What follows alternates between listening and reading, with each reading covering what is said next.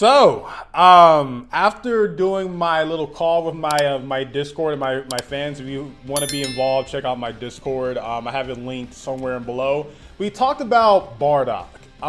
And someone asked, hey, bro, you should do a video because we've seen you talk about DBZ Bardock versus DBS Bardock and how the fan base blows out of proportion multiple times. You haven't made a distinct video talking about how you feel about two characters and how you feel like some of you are just being completely hypocritical and trying to put on this fallacy that Bardock was never that special. And let's do it, man. Let's talk about it. So I got to talk about this first off. This is me joking, going over the top for entertainment. If you somehow fit in this opinion, doesn't mean you can't have it. I am doing this for jokes, entertainment. Don't start making hate videos about I can't handle different people's opinions. I am joking and having fun. Okay, understand that before I go into my little rant, all right? Entertainment. Now, let's talk about this. So this whole narrative that Bardock from Original Z is not that important, not that special ever. This is the only nigga that can see the future, sees his son take on Frieza, and that's when he start caring about Goku.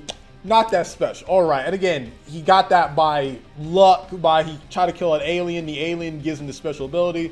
Let's not even talk about that. Now, Bardock, in terms of power, he's supposed to be a low-class Saiyan. We've seen Raditz, who's a true low-class Saiyan, having like a 1,500 power level, being comparable to Cybermen. You have Nappa, who's like supposed to be a high-class, mid-class Saiyan at like 4,000 or whatever.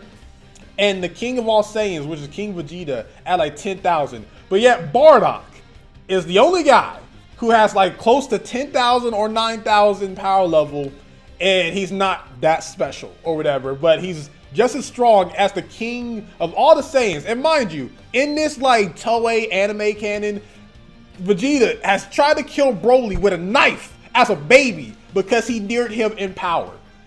Bardock is special, all right? Like, and the whole thing of Bardock is this savage who doesn't care about nobody. Both of these characters had like a character development in some way. In DBS, Bardock changed because Kakarot was born, while in the DBZ OVA, it changed once he could see the future and realized Kakarot's actually more important than he thought it was. Both character changes, but regardless, Bardock still wants revenge on his crew being murdered, and he still felt sad when his crew died. And when he got his butt whooped by the Doria, he still tried to save the rest of his Saiyan race.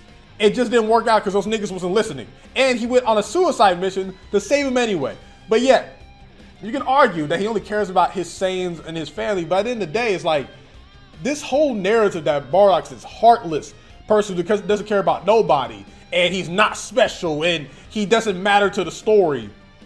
Again, you could say that Kakarot's going to be sent to planet Earth regardless of his actions, but at the end of the day, he still made decisions that still, even in the manga, you saw that Frieza saw Bardock and remembered him before he killed the entire Saiyan race. So that's one thing. While with DBS Bardock, he still dies the same way, of course. Like, none of these guys' different origins affect the manga, because in the manga, outside of just having the same design as Z Bardock, it's the same thing. He dies trying to like lead a rebellion or something. But with this, like I said before, yes, he cares about his wife, and he's felt a certain type of way about Goku after he was born, but he's still pretty strong. Like with when Gas said that you're stronger than a lower class, which that's the same thing that happened with Z Bardock.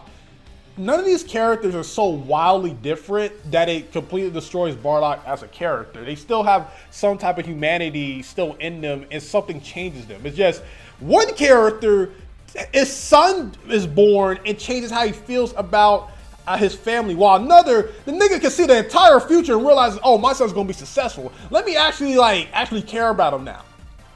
Like, which one is more realistic? Okay, a guy who can see the future, still gets his butt whooped, can't figure out what's going on, and dies yelling, you know, I'm gonna change the future. While another dude, his son was born, he feels a different type of way about it, wants to help out people, and he only helps out Granola and his mother because it reminds him of his son and Gine. Which one is more reasonable? Which one is more realistic? Again, people are saying that this is affecting the future of Goku's past, because again, And this, like, again, if Goku in the original Z, Toei, whatever you want to call it, it would have been down the same route if Goku would have met someone like Manaito, where they knew something about his father. Like, it's just Toei Goku in the original, before Dragon Ball Super came along, just never got a chance to see anything about his dad. I still think he would have been like, okay, he tried to say the same race or whatever, and he was like somewhat of a decent guy, not the greatest, not the greatest. But with Dragon Ball Super, he was just able to figure this stuff out. Like, they still have the same effectiveness. It's just somehow Goku was able to meet someone that knew about his dad. It's just in the old timeline, or the old canon, Goku never got that chance. It's not that much of a difference in my personal opinion. So again, Bardock has a chokehold on his fan base of like, Bardock was never that special. You can see the future. You got that That's So Raven theme song playing while he's getting his butt whooped. And he only cares about his son when he knows he's going to be successful. Gold digging dad, by the way.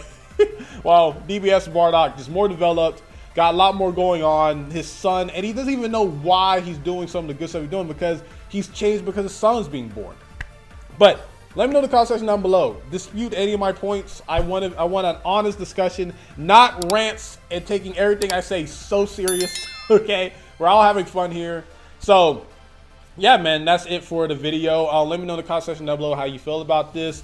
I recorded a Dragon Ball Kakume reaction video.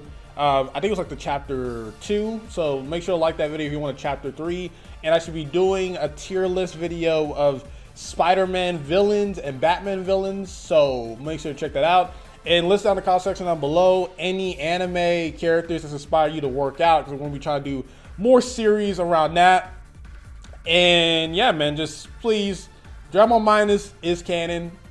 Again, if you like Dragon Ball Z Bardock, that's totally fine. I still got my figure of Dragon Ball Z Bardock holding his bandana. I wish DBS Bardock or had that too, but it's okay. They're not going to disappear because this Bardock is the main canon now, okay?